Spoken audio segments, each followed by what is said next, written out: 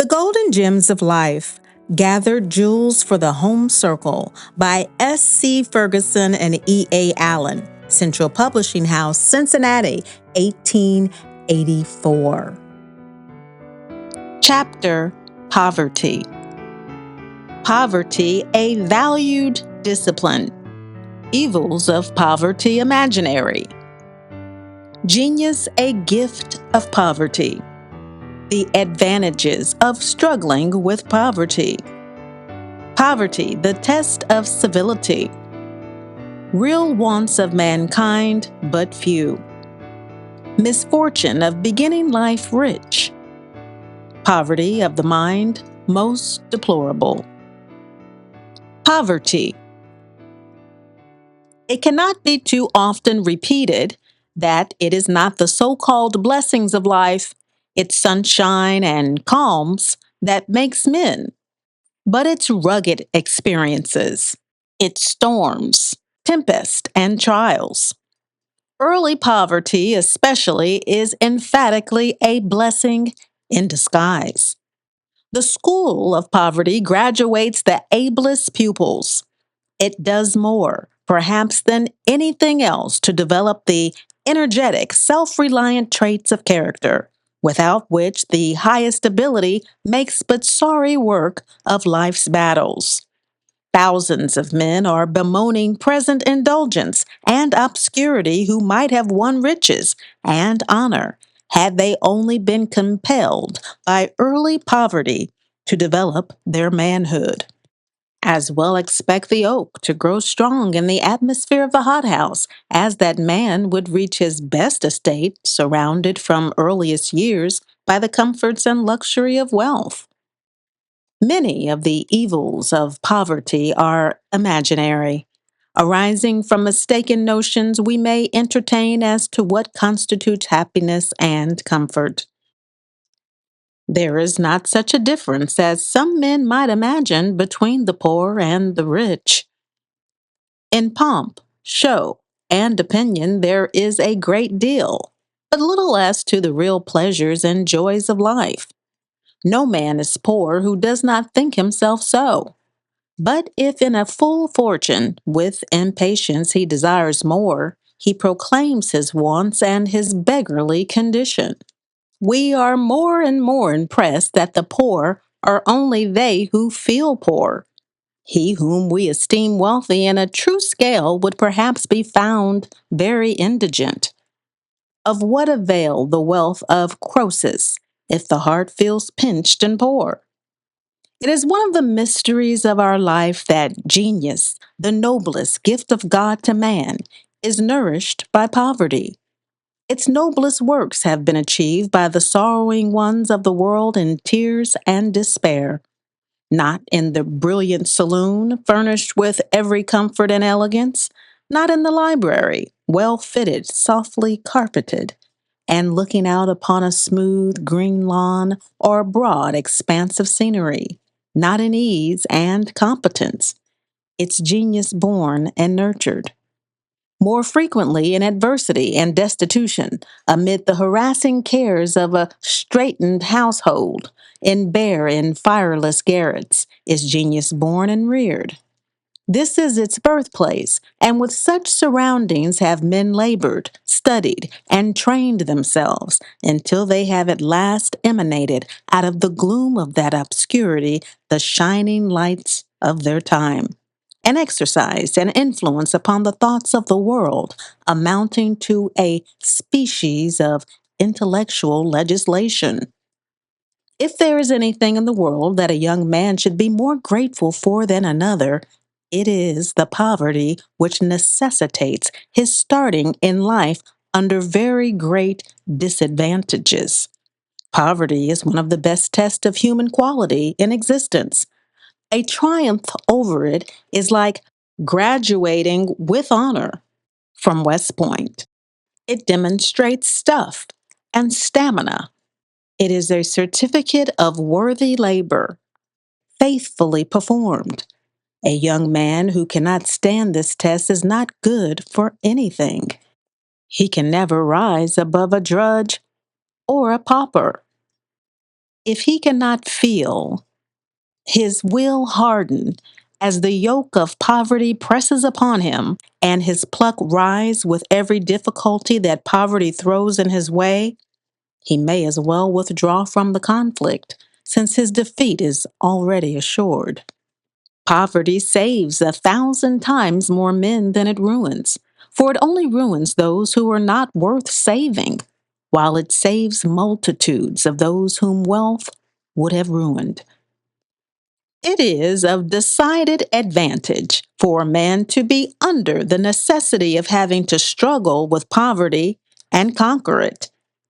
He who has battled, says Carlyle, were it only with poverty and toil, will be found stronger and more expert than he who could stay at home from the battle.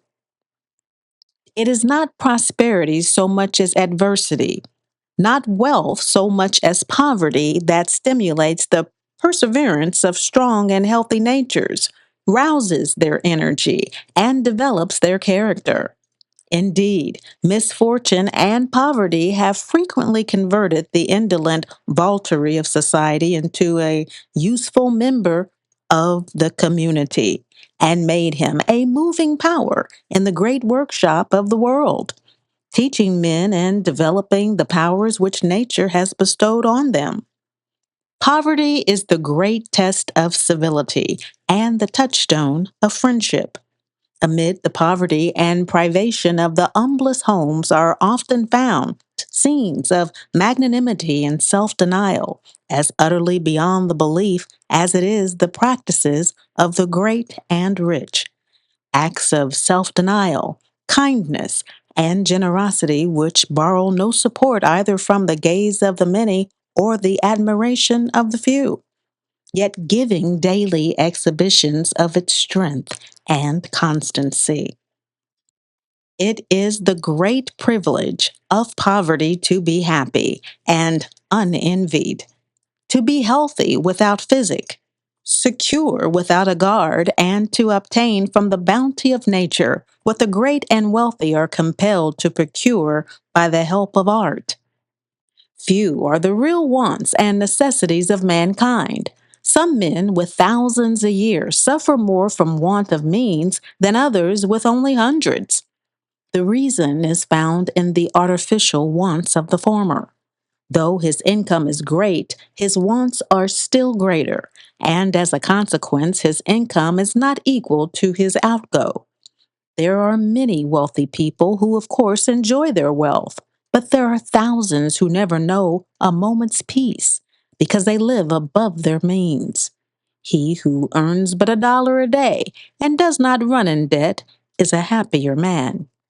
The great secret of being solvent and well to do and comfortable is to get ahead of your expenses. Eat and drink this month what you earned last month, not what you are going to earn the next. Poverty may be a bitter drought, yet it often is a tonic, strengthening all the powers of mankind. Though the drinker makes a wry face, there is, after all, a wholesome goodness in the cup. But debt, however courteously it may be offered, is the cup of a siren, and the wine, spiced and delicious though it be, is poison. The man out of debt, though with a flaw in his jerkin and a hole in his hat, is still the son of liberty, free as the singing bird above him. But the debtor, although clothed in the utmost bravery, what is he but a serf out upon a holiday? A slave to be reclaimed at every instant by his owner, the creditor. Poverty is never felt so severely as by those who have seen better days. The poverty of the poor has many elements of hardness, but it is endurable and is developing their strength and endurance. The poverty of the formerly affluent is indeed hard. It avoids the light of the day and shuns the sympathy of those who would relieve its wants. It preys upon the heart and corrodes the mind. The sunshine of life is gone, and it requires a strong mind to resolutely set about to mend the impaired misfortune. It is the misfortune of many young persons today that they begin life with too many advantages. Every possible want of their many sided nature is supplied before it is consciously felt. Books, teachers, mental and religious training, lectures, amusements, clothes, and food, all of the best quality and without stint in quantity. In short, the pick of the world's good things and help of every kind are lavished upon them till satiety results, and all ambition is extinguished. What motive has a young man for whom life is thus thrice winnowed to exert himself? Having supped full of life's sweets, he finds them palling on his taste. Having done nothing to earn its good things, he cannot appreciate their value. Like a hothouse plant, grown weak and spindling through too much shelter and watching, he needs nothing so much as to be set in the open air of the world and to grow strong with struggling for existence. It is a fact that the working, successful men of today were once industrious, self reliant boys. And the same thing will be repeated, for from the ranks of the hard working, economical, temperate, and self reliant boys of today will emanate the progressive, prominent men of the future. All boys should grow up strong as steel bars, fighting their way to an education, and then, when they are all ready, plunging into real life. The majority of the men of mark in this country are not the sons of those whose fathers could give them all they want and much more than they should have, but are those who were brought up in cottages and cabins, cutting their way through difficulties on every side to their present commanding position. Of all poverty that is of the mind is the most deplorable, and it is at the same time without excuse. Everyone who wills it can lay in a rich store of mental wealth.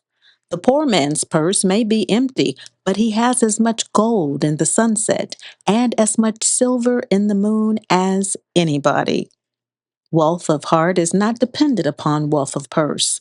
Home comfort and happiness does not depend upon elegance of surroundings, but it is found in the Spirit presiding over the household. This is the spirit of loving kindness and is as apt to dwell within poverty as with wealth. Thus, the evils of poverty are much exaggerated, and the evils, if evils they be, are after all for our own ultimate good.